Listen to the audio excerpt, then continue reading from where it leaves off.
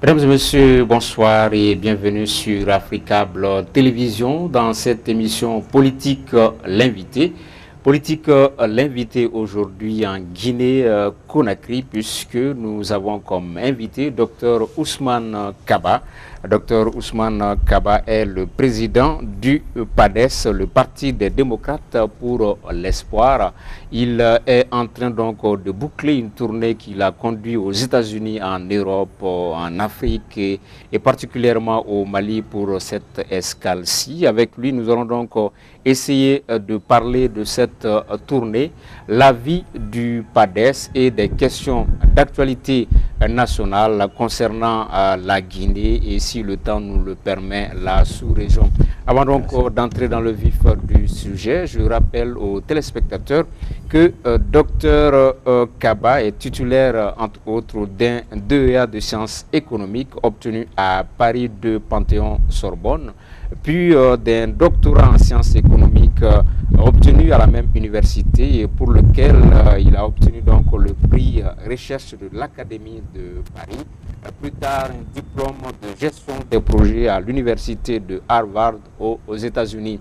Dr Kaba a entre autres été professeur d'économie à l'Institut du FMI, le Fonds monétaire international, conseiller du gouverneur et directeur des changes à la BCRG.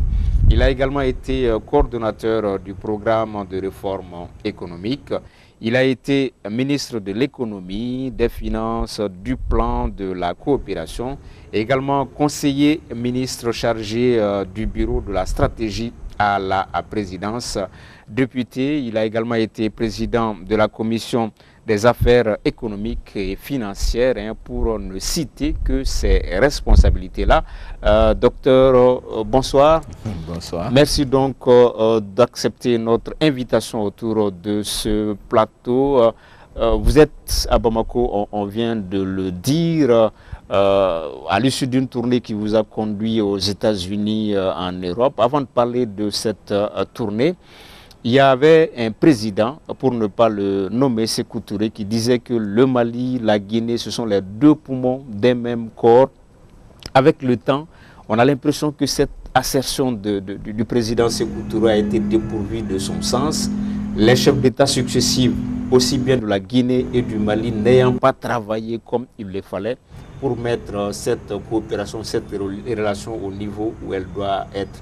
Quelle appréciation faites-vous? Non, vous avez raison. En réalité, la Guinée et le Mali sont extrêmement liés. Le défunt président Ahmed Sékou Touré avait raison. Il suffit de voir cette coopération décentralisée au niveau des peuples. Quand on voit le flux de personnes entre les deux pays tous les jours, on se rend compte que c'est une coopération plus vivace que jamais.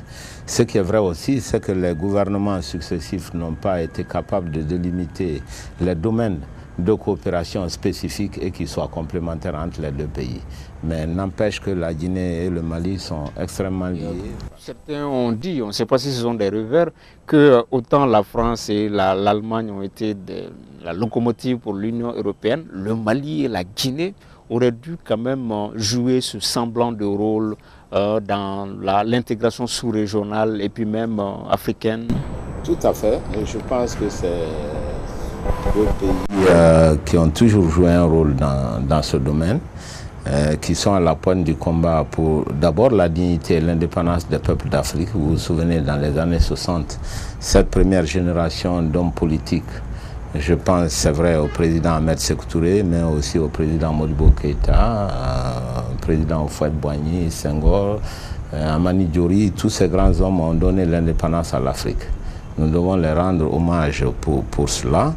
Et il était entendu des générations suivantes de promouvoir le développement économique et social. Là, nous avons un peu moins de succès, je pense. Voilà, moi je pense que cette coopération devrait s'approfondir dans tous les secteurs où il y a complémentarité, où il y a des avantages comparatifs entre différents pays. Je crois que c'est aux dirigeants d'être assez imaginatifs pour donner un contenu officiel. Mais la coopération existe. Elle est décentralisée, elle est au niveau du peuple et elle se passe tous les jours. D'accord. On vient de le dire, hein, vous avez fait les États-Unis, l'Europe, aujourd'hui vous êtes au Mali dans le cadre de cette tournée. Est-ce que vous pouvez nous en parler déjà? Écoutez, nous avons créé avec des amis un nouveau parti politique qui s'appelle le PADES, Parti des démocrates pour l'espoir, en février 2017, donc il y a moins d'1 an. Et il est question de faire la promotion de ce parti politique. On fait la promotion auprès des Guinéens. Ces Guinéens sont bien sûr en Guinée, mais ils sont aussi aux États-Unis, un peu partout en Europe et dans les pays africains, surtout limitrophes. C'est dans ce cadre que vous avez vu la tournée que nous avons effectuée un peu partout, parce que la Guinée, on ne cesse de le dire, c'est un pays de paradoxe. Un pays qui a autant d'atouts, mais qui, après 60 ans, se trouve encore parmi les pays les plus pauvres de la planète, et même parmi les pays les plus pauvres d'Afrique. Ce parti a été créé en mettant l'accent sur la promotion économique et sociale de la Guinée. On le sait, avant le PADES, il y avait le plus. Aujourd'hui, vous êtes avec le Parti des démocrates de l'espoir. Est-ce que c'est une formation politique de plus? Quelle va être la ligne de démarcation, cette fois-ci la spécificité par rapport au PADES, puisque le plus que vous aviez créé, on se rappelle, c'était fusionné dans le RPG Arc-en-Ciel. Certains à Conakry se posent la question si le PADES aussi un jour peut-être ne va pas connaître le même sort. Non, ouais. Je peux tout de suite répondre à la dernière partie de votre question pour dire non. Le PADES ne va fusionner avec aucun autre parti. Il faudrait faire un tout petit peu d'histoire. Comme vous le savez, en 2010, nous avions créé avec des amis un parti politique qui s'appelait le Parti Plus. Et c'est au second tour que nous nous sommes investis pour créer avec les autres candidats de l'époque l'Alliance Arc-en-Ciel, qui a pu renverser les rôles et qui a pu donc amener le professeur Alpha Condé au pouvoir. Vous vous souvenez que le RPG originel n'avait que 18% de l'électorat et en face on avait 43%, donc il a fallu vraiment se battre pour renverser la vapeur, ce qui a été fait et le professeur a accédé au pouvoir politique. 2 années après, afin d'assurer la stabilité politique, nous avons créé ensemble le RPG Arc-en-Ciel, où il y a 34 autres partis qui se sont ajoutés au RPG originel pour créer le RPG Arc-en-Ciel. Voilà ce qui s'est passé. Donc le plus a disparu dans cet élan de solidarité et de stabilité que nous recherchions pour la Guinée. Vous savez, un parti politique, il est créé pour conquérir le pouvoir et pour changer la nation. Chaque fois que l'on pense que ça va être fait, c'est ce qui nous a amené à cela. Mais aujourd'hui, la configuration est totalement différente. Le RPG Arc-en-Ciel, le candidat du RPG Arc-en-Ciel est en train de finir son second mandat. Donc il fallait un nouveau parti politique. Parti qui met surtout l'accent sur la solidarité entre les Guinéens, mais surtout sur les aspects économiques de la promotion de la Guinée. Ce qui fait scandale, c'est la pauvreté de la Guinée. Donc il est temps que moi je ne suis pas un professionnel de la politique, je ne suis pas un politicien, je suis un professionnel de l'économie, comme l'a montré mon cursus, je suis un économiste. Mais pendant très longtemps, nous avons suggéré des politiques économiques qui n'ont pas été mises en œuvre par les hommes politiques.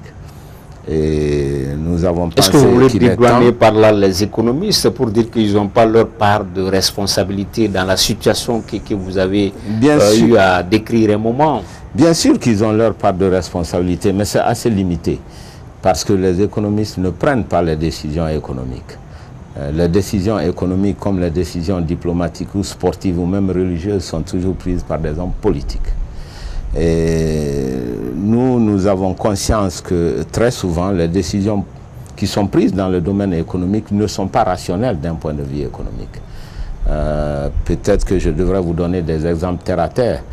En tant qu'économiste, nous avons suggéré qu'il y ait des micro-barrages partout à l'intérieur de la Guinée.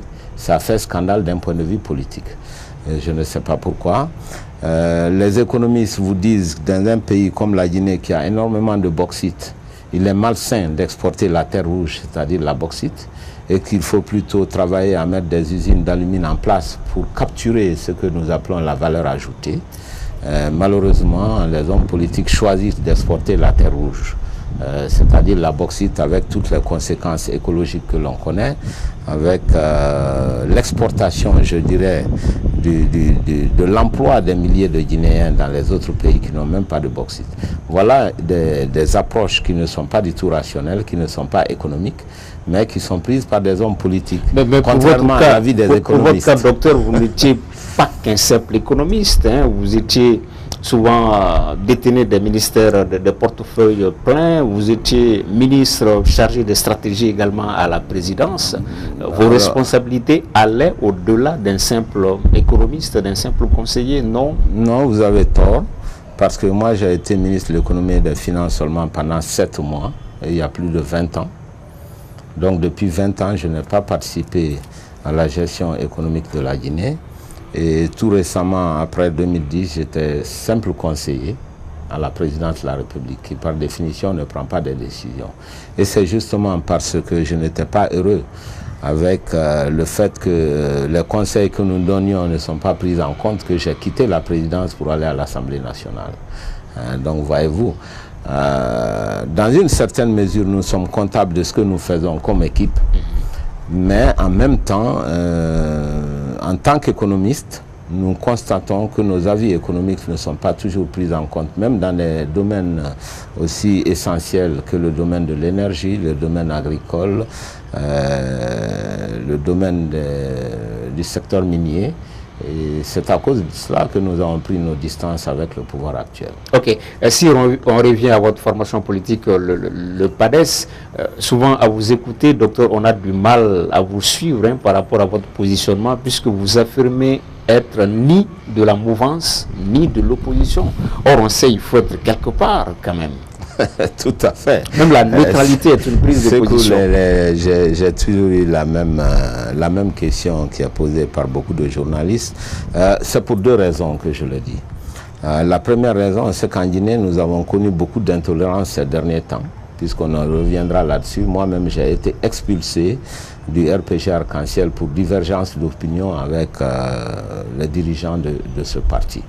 Et de l'autre côté aussi, au niveau de l'opposition, on voit beaucoup d'exclusion. Donc en Guinée, il y a une certaine intolérance dans la politique, alors que la politique est faite pour être un espace de liberté, surtout de nos jeunes, qui doivent être libres de leur opinion. La deuxième raison, c'est que c'est un nouveau parti. Un nouveau parti, nous sommes en train de travailler pour avoir beaucoup de militants, pour avoir des structures. Donc nous attendons que nos structures soient en place, que nos militants soient là et que l'on discute à l'intérieur du parti. En ce moment, nous prendrons un positionnement sur l'échiquier politique guinéen. Maintenant, le positionnement sur l'échiquier politique, il ne faut pas le confondre avec le positionnement idéologique. Là, c'est autre chose. Nous sommes un parti de la liberté. La liberté dans le domaine politique, c'est la démocratie. Nous appuyons tout ce qui va dans le sens de l'instauration et de la consolidation de la démocratie libérale, bien sûr, et sur le plan économique, nous sommes pour le libéralisme économique, mais un libéralisme tempéré par la solidarité africaine, bien entendu, parce que nous croyons à la force créatrice du marché. Vous savez, le communisme a été expérimenté par la moitié de l'humanité. Tout le XXe siècle a servi à cela. Et la conclusion, c'est que nous ne pouvons pas progresser sur le plan économique avec le collectivisme et la centralisation. Donc, il faut en tirer toutes les conséquences. Et nous savons que seule la liberté d'entreprise peut donner la prospérité, puisque l'État ne crée pas la richesse. C'est le secteur privé qui crée la richesse. Cependant, l'État doit créer les conditions des activités du secteur privé, notamment et dans le domaine des infrastructures et dans l'environnement juridique, sécuritaire, économique et tout ce qui s'ensuit. Mais d'aucuns diront, peut-être ce sont les détracteurs du libéralisme, ils diront que nos économies ne sont pas prêtes à cette ouverture à tout vent du monde. Nous ne produisons pas, nous ne faisons que consommer. Et c'est pourquoi souvent les multinationales ont pignon sur rue. Est-ce que peut-être je crois qu'on confond pas mal de notions. Ouais. Il ne faut pas confondre le libéralisme et la liberté et l'ouverture excessive des marchés nationaux. C'est une chose qui est différente. Nous avons des marchés que nous essayons d'agrandir dans le cadre de la CEDEAO. Mais le libéralisme n'implique pas qu'il faut ouvrir ses portes n'importe comment sans aucune contrepartie lorsqu'il y a des différences au niveau des développements économiques des différents partenaires. Le libéralisme signifie simplement que nous ne sommes pas dans le communisme, nous ne sommes pas dans l'appropriation par l'État des moyens de production, parce que l'État est inefficace pour produire les biens et les services. Et que tout le XXe siècle nous a donné des leçons. C'est pourquoi tous les pays ont presque abandonné le communisme. Mais notre libéralisme, comme je le dis, c'est un libéralisme qui est solidaire. On n'a pas besoin de l'humanisme européen du 19e siècle, puisque l'Africain est solidaire. Historiquement déjà, nous avons des sociétés très solidaires. Je crois que nous pouvons regarder les valeurs qui fondent nos propres sociétés de partage et s'assurer que les politiques économiques qui sont mises en place sont des politiques qui vont repêcher les éléments les plus vulnérables de notre société, notamment les femmes, les enfants, les handicapés, etc. Ce n'est pas difficile pour nous en tant qu'Africains. Nous le faisons déjà traditionnellement. Ok. Parlons de votre éviction. Hein. Je ne sais pas si c'est une éviction ou bien si c'est une exclusion du RPG Arc-en-Ciel. On s'amuse à utiliser ce terme puisqu'elle a été d'autant plus inattendue que violente. On vous a tellement vu de bon aloi avec dans cette coalition-là, et un jour qu'on apprenne que Dr Kaba a été évincé, exclu, qu'est-ce qui s'est réellement passé? Non, mais je crois que c'est une véritable expulsion du RPG Arc-en-Ciel, sans l'avis des militants, par des voies tout à fait non démocratiques, par une bande, ce que j'ai appelé une bande de zélés, simplement parce que j'avais des divergences d'opinion avec le chef de l'État qui avait tenu un discours à connotation ethniciste. Je pense que c'est le rôle de tous les intellectuels d'arrêter la dérive lorsqu'elle se présente. Mais en plus, on avait, comme je l'ai dit, des divergences dans le domaine de la politique économique, que ce soit la politique minière, que ce soit la politique agricole, que ce soit la politique énergétique. Nous avons préconisé de faire beaucoup de barrages à l'intérieur du pays en Guinée, parce que c'est ce qui est indispensable pour mettre en place des unités agro-industrielles qui vont elles-mêmes booster l'agriculture. Et vous savez que 70% de la population de notre pays vit du secteur agricole. Donc il est très important d'avoir de l'électricité partout en Guinée. Tous ces avis-là n'ont pas été partagés par les dirigeants. Et surtout, la divergence d'opinion fait toujours scandale, ce qui n'est pas une bonne chose pour la démocratie.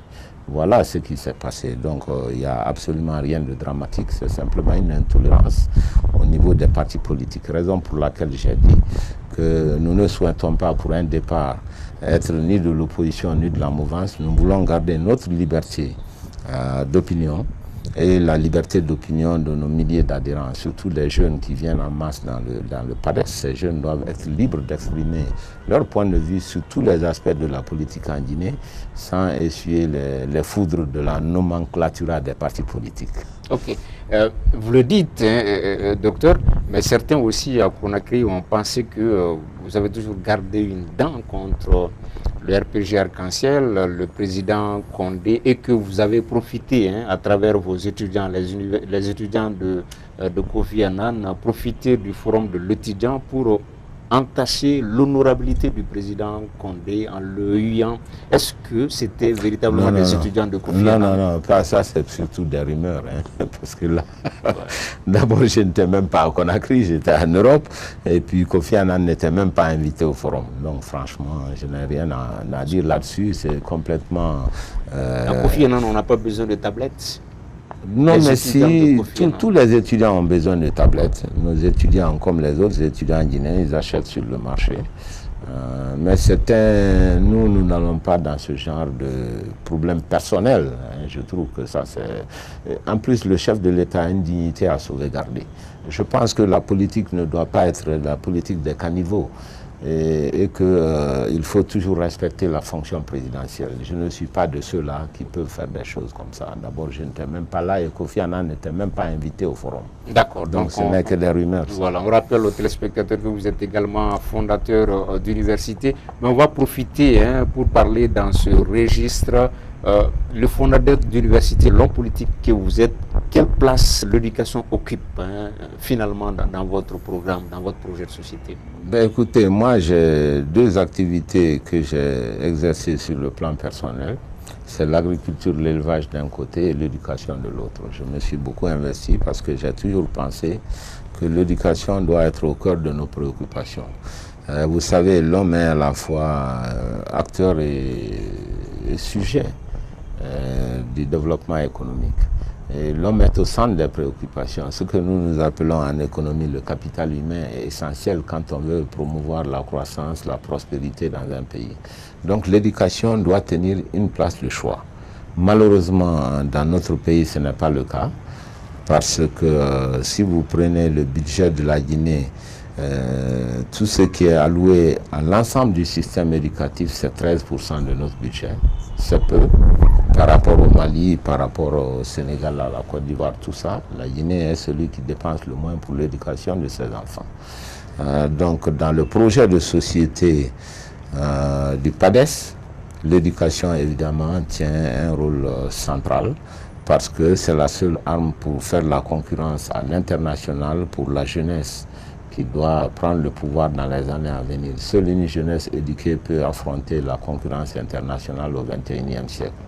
Et c'est cette jeunesse qui doit permettre de renouveler tous les grands secteurs, notamment le secteur agricole. Comment nous allons professionnaliser notre éducation, c'est un défi majeur, non seulement à la Guinée, mais à tous nos pays de la sous-région et de l'Afrique. Les jeunes constituent l'essentiel de notre population. Cette jeunesse doit être nourrie, elle doit être habillée, elle doit être éduquée, on doit lui trouver du travail. Voilà les grands défis auxquels tous les hommes politiques de la sous-région sont confrontés. Et c'est un défi majeur. Okay. Et comment expliquez-vous quand même cette tension permanente en Guinée entre le ministère de l'enseignement supérieur et les établissements privés? C'est récurrent, ça arrive, oui, ça va, ça vient. C'est un exemple de la lutte acharnée que ce gouvernement fait contre le secteur privé. On le sait, que ce soit en Guinée, que ce soit ici dans tous les pays africains, l'État est incapable de mettre suffisamment d'infrastructures pour accueillir tous les jeunes. C'est pour ça que tous les États font appel au secteur privé pour compléter les ressources insuffisantes de l'État en termes d'infrastructures. Il se trouve qu'en Guinée, depuis quelque temps, le gouvernement fait vraiment une lutte acharnée contre les universités privées. En fait, c'est contre le secteur privé en général. Seulement, on parle beaucoup d'éducation parce que cela touche tout le monde. Mais si vous prenez ceux qui sont dans les bâtiments, ceux qui sont dans les autres secteurs privés, qui travaillent avec l'État, l'État accumule énormément d'arriérés vis-à-vis des entreprises guinéennes, des petites et moyennes entreprises en Guinée. Et c'est la meilleure manière de tuer le secteur privé local. Or, vous le savez, il est vain de faire appel aux investisseurs étrangers lorsque l'entrepreneur guinéen, l'entrepreneur local n'est pas bien traité dans ses relations avec l'État. Ce qui explique qu'en Guinée, il n'y a pratiquement pas d'investisseurs étrangers, à part le secteur minier qui est un secteur à part. Les gens viendront toujours chercher la mine en Guinée, mais les investisseurs dans les autres secteurs ne viendront pas en Guinée parce que le secteur privé est brimé dans ses relations financières avec l'État. Les jeunes entrepreneurs ne sont pas encouragés, il n'y a aucun schéma de financement pour les jeunes entrepreneurs, il n'y a aucun schéma d'encadrement systématique pour ces jeunes entrepreneurs. Les jeunes ne sont pas orientés vers les secteurs porteurs de croissance, qu'il s'agisse de l'agriculture, de l'élevage, de la pêche ou des secteurs modernes, notamment le numérique, qui est en train de prendre une place de plus en plus importante. Il n'y a aucune politique élaborée dans ce sens. Ok. Il y a également une équation. On n'est pas étonné qu'il y ait une explosion très forte du chômage en Guinée. Pratiquement tous les jeunes sont au chômage en Guinée à l'heure actuelle. Et c'est l'un des plus gros défis que notre pays a. D'accord. Il y a également un problème qui est commun à l'ensemble des pays de la sous-région, c'est l'équation énergétique. Par rapport à la Guinée, on pensait le problème résolu avec Caleta, dont vous avez été un des acteurs majeurs, mais malheureusement, ça persiste. Qu'est-ce qui n'a pas marché? Parce qu'on pensait qu'une fois Caleta opérationnel, ça n'était fini, des délestages intempestifs.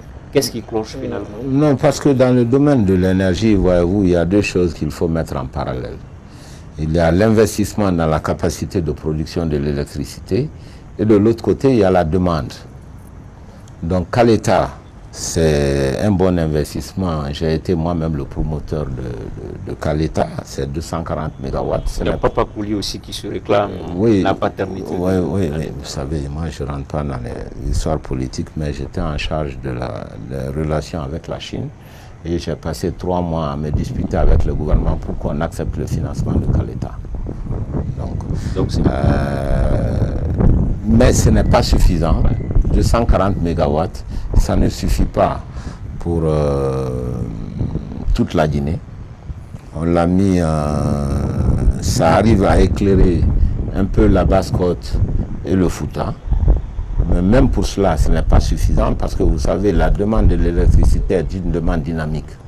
Quand vous mettez de l'électricité, dès que ça marche, il y a les unités industrielles qui viennent se greffer et la demande ne fait qu'augmenter. Donc il faut que l'offre d'électricité augmente parallèlement à la demande et doit même précéder la demande prévisible. Donc ce n'est pas suffisant. Tu as et la Guinée forestière et la Haute-Guinée qui n'ont pas de barrage, alors que nous avons beaucoup de sites de barrage.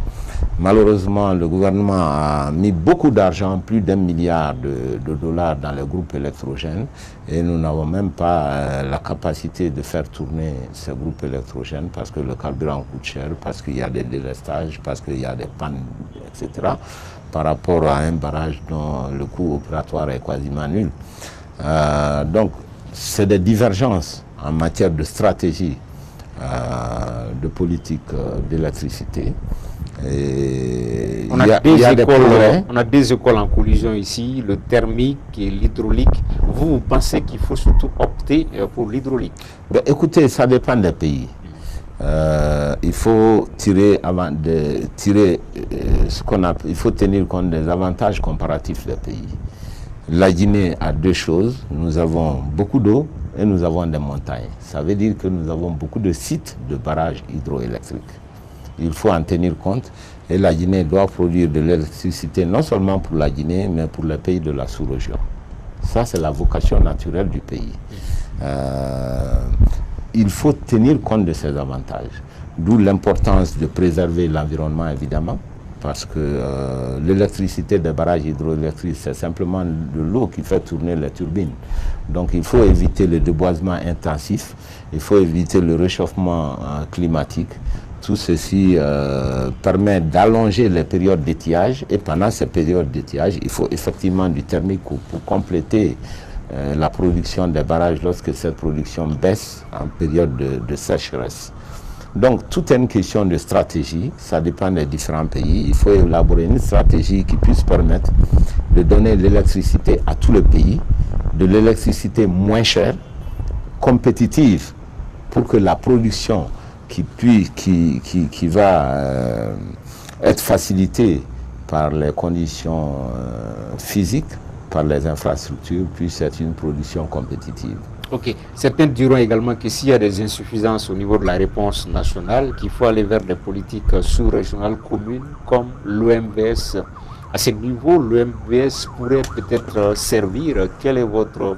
Non, mais bien sûr, la Guinée déjà coopère dans ce sens-là.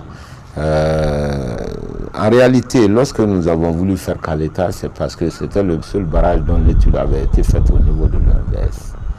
Voilà, l'un des gros problèmes que nous avons, c'est que les projets ne sont pas étudiés et prêts à être financés.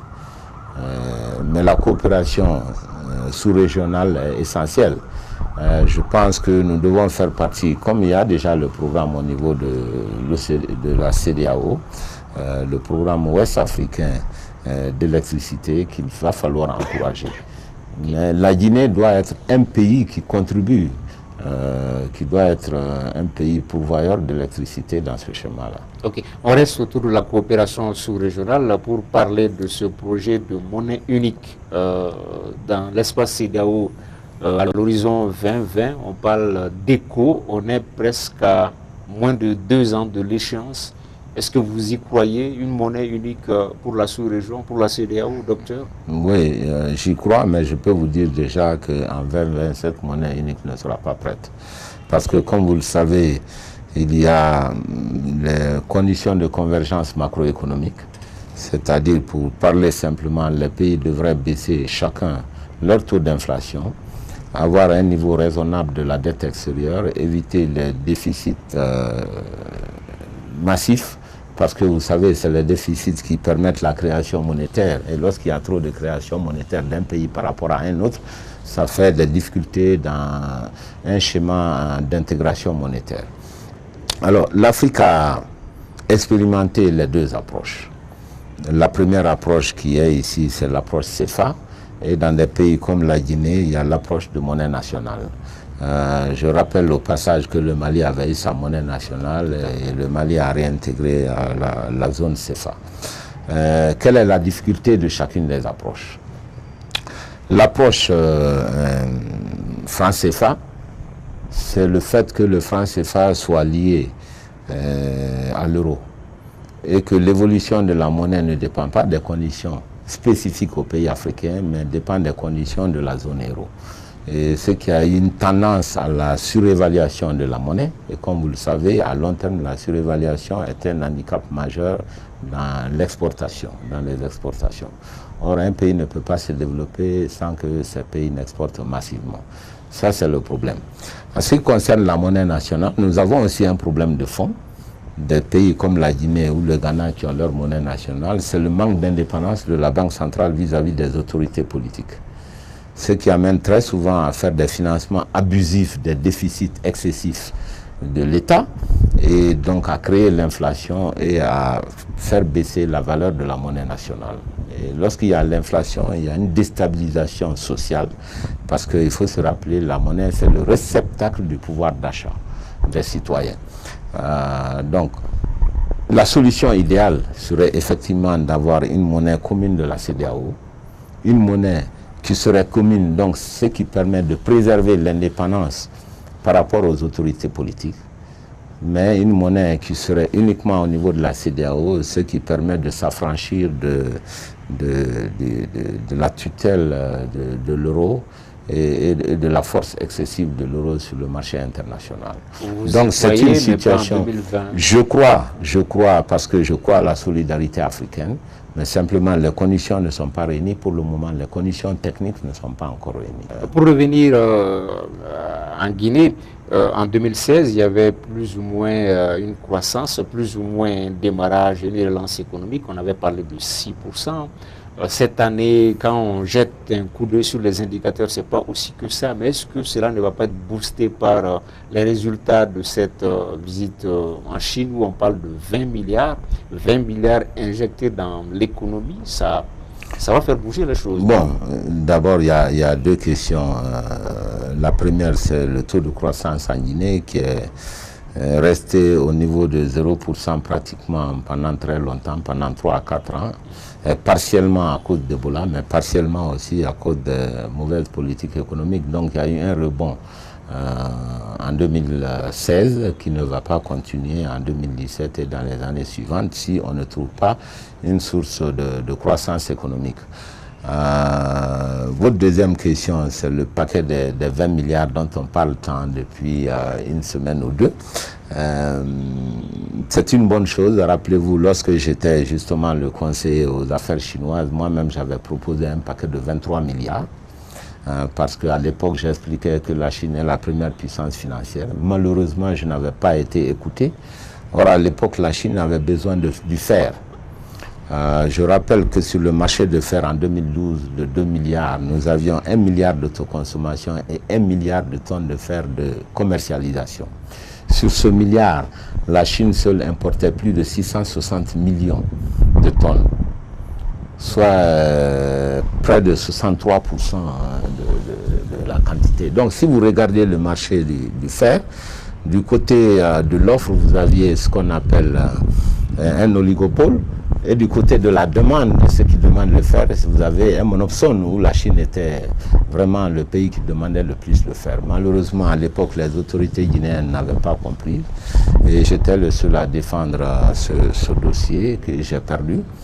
C'est une bonne chose si les gens reviennent 4 années après avec une enveloppe qui est comparable. Mais la situation est différente parce que entre-temps, les Chinois n'ont pas pu avoir le fer guinéen et ils ont sécurisé leur approvisionnement avec les autres pays africains.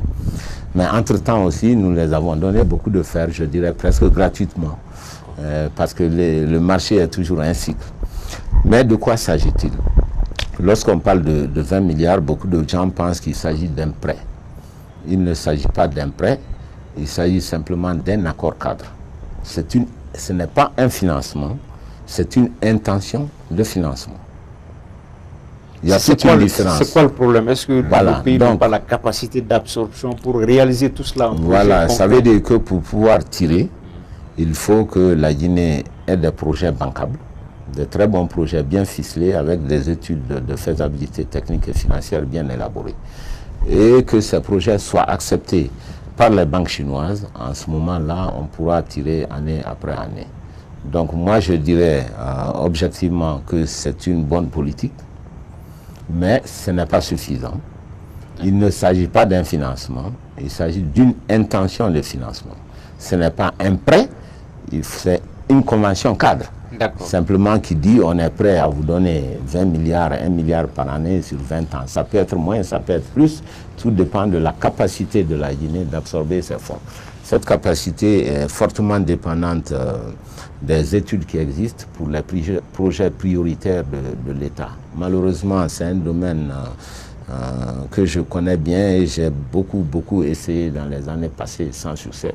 J'espère maintenant que tout le monde a compris qu'on ne peut pas promouvoir le développement économique sans qu'il y ait des études, des projets bien étudiés et bien élaborés. D'accord, on est en train de s'acheminer vers la fin de l'entretien. Je rappelle simplement qu'en Guinée, nous avions déjà eu ces intentions de financement avec Abu Dhabi pour 5 milliards de dollars. Il n'y a eu aucun effet. J'espère qu'avec la Chine et surtout le dynamisme des entreprises chinoises, nous pourrons avancer avec ces projets-là. On l'espère. On n'est pas très loin de la fin de l'entretien. Docteur, une question personnelle. Quelles sont vos relations avec Cellou Dalein Diallo, Sidya Touré et même encore une fois le professeur Alpha Condé? Je vais peut-être vous surprendre, mais moi j'ai de bonnes relations avec tout le monde. Parce que simplement, je ne conçois pas la politique comme une guerre entre les personnes. Déjà, les problèmes personnels, je m'en méfie. Moi, j'essaie d'être le plus objectif possible. Et en ce qui concerne mes relations personnelles, elles sont excellentes avec l'ensemble du personnel politique de la Guinée. Avec le Premier ministre Sidya Touré, nous avons travaillé ensemble, nous avons milité ensemble. C'est un homme décent. Qui a une très bonne expérience et une capacité de gestion remarquable. Avec Cellou Dalein Diallo, c'est un ami de très longue date. Nous avons travaillé à la Banque centrale ensemble, donc il est capable aussi d'apporter beaucoup à la Guinée. Moi, je n'ai pas de problème de personne. Mais peut-être vous fréquentez l'un plus que les autres. Voilà, on veut savoir, les téléspectateurs veulent savoir. Quoi? Après, qui parmi les trois vous fréquentez les trois avec autres, qui? Cellou, Sidya et même le professeur Condé. Le professeur Condé, c'est un grand frère à moi et j'ai longuement travaillé avec lui. Nous avons souvent des divergences sur des dossiers précis, mais ça n'a absolument rien de personnel. Encore une fois, moi je voudrais vraiment que la politique quitte le champ de l'invective et de la haine. La politique, c'est un champ de fraternité. Peut-être parce que je ne suis pas politicien professionnel. Moi, j'aime les gens, j'aime les Guinéens de tous bords. Et les problèmes que nous essayons de résoudre, c'est des problèmes qui appartiennent à l'ensemble de la Guinée. Lorsqu'on parle de la jeunesse guinéenne au chômage, ce n'est pas la jeunesse d'une ville donnée, c'est la jeunesse de toute la Guinée. Lorsqu'on dit qu'il faut donner de l'électricité, de l'eau, qu'il faut promouvoir l'agriculture pour le peuple de Guinée, c'est l'ensemble du peuple de Guinée. Et on ne peut pas aider un peuple quand on hait des personnes. Moi, je n'ai pas de haine vis-à-vis de qui que ce soit. Et toutes ces personnes que vous avez signalées sont des amis à moi. Nous avons d'excellentes relations dans la vie de tous les jours. D'accord. Voilà. La réponse est déterminante. On est à moins de 2 ans de la présidentielle. Mais déjà, qui sont les militants du PADES, docteur? Est-ce que ce sont des jeunes, des femmes? Qui sont vous? Écoutez, les militants du PADES, c'est des femmes, c'est des adultes, mais c'est encore essentiellement des jeunes. C'est pour ça que nous parlons de génération PADES. Qu'est-ce que c'est que cette génération PADES? C'est tous ces jeunes qui ont entre 15 et 35, 40 ans et qui n'ont aucune responsabilité politique en Guinée. pour la simple raison que tous les grands partis politiques qui existent sont des vieux partis des années 90 qui n'ont pas été renouvelés. Donc les structures n'ont pas été renouvelées. C'est à cause de cela que les jeunes Guinéens de cette tranche d'âge 15, 35, 40 ans, c'est des gens qui créent des ONG, c'est des gens qui créent des mouvements de soutien parce qu'ils n'ont pas de place dans les partis politiques. Or, la politique est importante. Encore, j'en appelle au fait que les meilleurs de la Guinée doivent faire de la politique. L'un des plus gros problèmes que nous avons eu en Guinée, un peu plus qu'ailleurs, c'est que les meilleurs des Guinéens ont fui la sphère politique. Les plus grands intellectuels, les hommes les plus capables ont fui la politique. Or, c'est la politique qui permet de prendre la décision pour l'ensemble des membres de cette société. Il faut qu'on accepte que les meilleurs viennent à la politique. Si partout, lorsque j'ai été pendant cette campagne, ça me fait rire, les gens m'ont dit, écoutez, la politique maintenant, c'est des menteurs, ils viennent raconter des histoires. Je dis non. C'est parce que c'est les menteurs qui ont fait la politique, mais les politiciens ne sont pas des menteurs. Si les bonnes personnes font de la politique, personne ne va mentir. Mais c'est parce que les bonnes personnes se sont retirées. Les menteurs font de la politique, évidemment, ils continuent de mentir. La politique, c'est quelque chose de sérieux, qui requiert beaucoup d'intelligence. Et moi, je souhaite que les meilleurs d'entre nous viennent à la politique. Comme ça, le pays va s'en sortir, puisque la décision publique doit être rationnelle. Elle ne doit pas être des questions personnelles des politiciens. Moi, encore une fois, je ne suis pas politicien, j'aime la rationalité économique. Et je crois que la première génération nous a donné l'indépendance et que le rôle des hommes politiques dans cette génération, c'est juste d'améliorer le niveau de vie des Africains et des Guinéens en général. Et non de faire de la politique politicienne ou du populisme, ça ne mène nulle part. Voilà, sortir la politique des invectives. Docteur Kaba, candidat à la présidentielle de 2020. Je crois que c'est trop tôt pour en parler, mais simplement je peux vous dire que tous les partis politiques ont pour vocation de conquérir le pouvoir si l'on veut mettre en œuvre son projet de société. Voilà. Donc les partis politiques ont vocation à concourir à tous les scrutins, et aussi bien aux élections locales, aux élections législatives qu'aux élections présidentielles. C'est tout à fait logique. Un dernier mot, un message particulier avant de clore l'émission? Disons, si j'ai un message, c'est vraiment le message d'espoir. Beaucoup de gens en Guinée sont blasés de la politique parce qu'ils pensent que la politique, c'est pour tromper les gens. Ce n'est pas le cas. Moi, je crois fermement à ce que je fais. Et je pense que tous ceux qui ne sont pas satisfaits des partis traditionnels trouveront dans le PADES l'occasion d'exercer leur talent et d'avoir leur mot à dire dans l'avenir de la Guinée. Aussi bien les femmes, les hommes que les jeunes, surtout les jeunes de toutes les régions naturelles de la Guinée sont invités vraiment à venir prendre le pouvoir dans le PADES. Comme ça, c'est un parti qui a beaucoup de tolérance, parce que moi-même je suis enseignant. Donc j'accepte la contradiction déjà de par mon métier. Donc c'est un nouveau parti qui attire énormément de jeunes dans toute la Guinée et moi je suis très très satisfait de ce qui se passe sur le terrain. Ok. Merci donc, docteur Ousmane Kaba, d'être l'invité de cette émission de politique. Avec lui, donc, nous avons parlé de cette formation politique, le PADES, cette tournée qu'il a conduit aux États-Unis, en Europe, en Afrique, le Mali pour cette escale-ci, et également des questions d'actualité nationale et sous-régionale. Merci de l'avoir suivi. À dimanche prochain avec un autre invité politique du continent sur Africa Blog Télévision.